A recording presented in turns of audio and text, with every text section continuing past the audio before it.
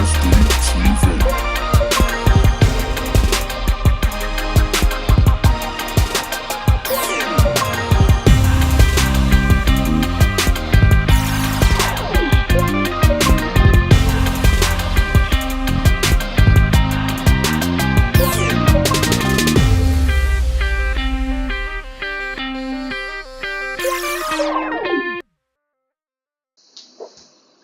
Hey everyone, and welcome to episode 20 of Daz Dee TV. Finally got to episode 20. It's been just over a year, so I'm really excited to give you some more content. And in this episode, we're going to be talking about how children move.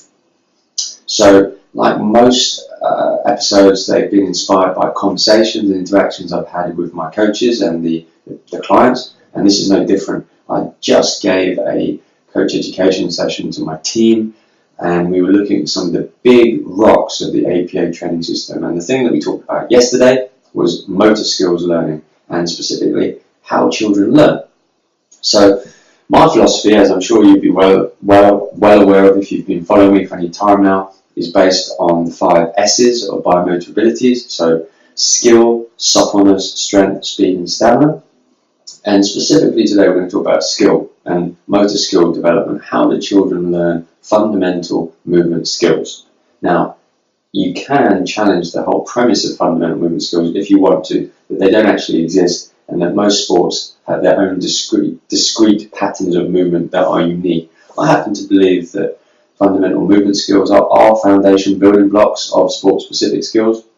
I don't necessarily believe that every single movement skill that you learn in your early childhood is going to transfer significantly to a specific sport, but I believe that by having a large movement vocabulary, you have the capacity to feel confident in your competence to try a range of sports. So it gives you more options. That's what I'm saying. It gives you more options. So my philosophy is based on, first of all, moving well, before you can then move fast, before you can then move often. Now that doesn't mean that you don't do those other things at some point in time, but it's just what the focus is. So let's start today by talking about moving well, and specifically how we learn to move well. Now, I guess it's useful to start by looking at everyday life and looking at the challenges that we face in our very earliest years of life. So learning how to walk, and we can define walking as one of the most basic fundamental movement skills. How to learn a language, which is more of a cognitive task, I understand, not so much a physical one, but there are some lessons to learn there. And then obviously I think about riding a bike. Now, one of the proponents of the dynamic systems theory, which is based on things like a constraints-based learning environment and guided discovery. So if you haven't come across these things, I'll define these later for you. Then that would imply that children learn through explorative play by interacting with their environment and learning how to solve the movement puzzles based on the feedback that they get from their environment.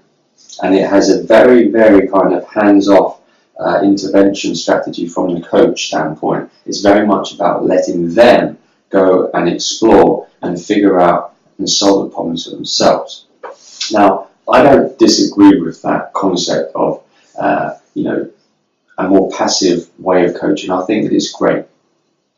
I guess what I would say to you today, and this is the take-home message, is that while I understand that everything that we do in sport and everything that we do with our body is reflex-driven. So you look at your coordination, you look at your balance, you look at reactions, it's all reflex-driven. And that I understand that cognitive factors related to sport influence significantly the physiological systems. So you can't just kind of expect to develop the metabolic pathways and then neuromuscular pathways in a silo and suddenly expect that you're going to go into a sport environment and be able to produce these fantastic movement skills.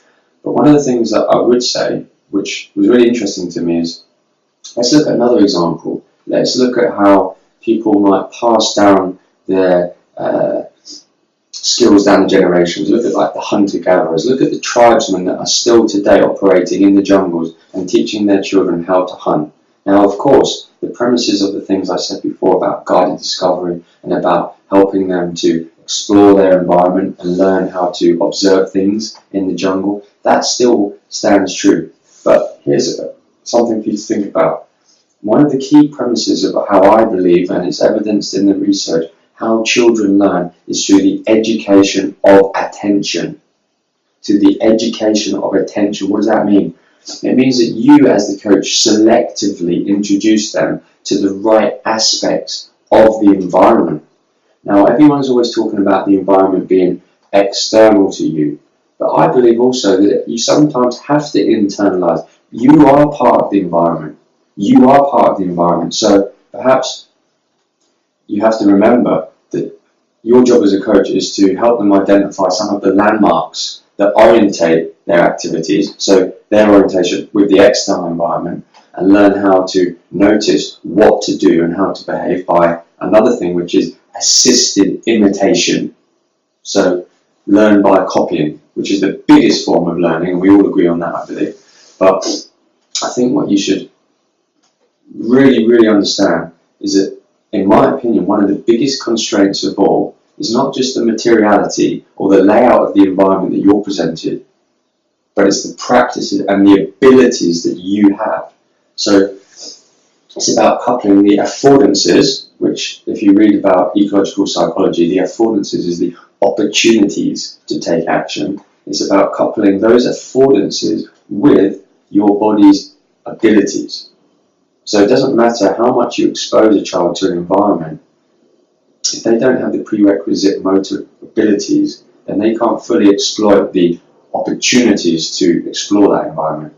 And that's why I say that there is a place for a reductionist approach, where sometimes you just got to go back to yourself and go, hey, do you know what? I'm not fit enough, fast enough, strong enough, and I'm not able to produce the prerequisite motor skills that is going to enable me to satisfactorily interact with that environment. So yes, let's start with the game, let's start with the chaos, and let's reduce it if we need to. But sometimes, and a lot of times with developmental level athletes, you do need to bring it back.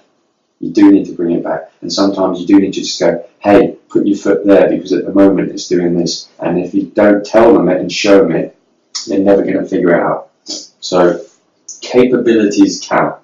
That would be my final take-home message. And if you're interested in this whole discussion about dynamic systems theories and fundamental movement skills and ecological psychology and all this kind of stuff, then the next blog, you're going to love it. And the webinar where I record the whole presentation, you can have that as well. So I hope that was interesting. I want you to go away and reflect how you coach, how the things that I've said about educational attention, about imitation, about guided discovery, about constraints-based learning. I want you to go away and reflect, how do you teach and how do you help your learners to move well? And my final thought on this is, before you go away and think that you can't coach something in a very closed-off way, just think about what driving instructors do. Driving instructors, right? Do you go into a car with a driving instructor and say, you know what, we're just going to go on the road and see what happens and we're going to just discover? No. Because they don't have the capabilities to do something like that safely without potentially putting themselves in danger. Sometimes you have to just stay in the lay-by and learn how to do the basics of getting the car in gear, accelerating, decelerating, and not have all of the traffic and all of the chaos. You just need to do the basics. And sometimes, hey, guess what, in life and in the physical playground, you just need to do the basics first. Daz Dee TV.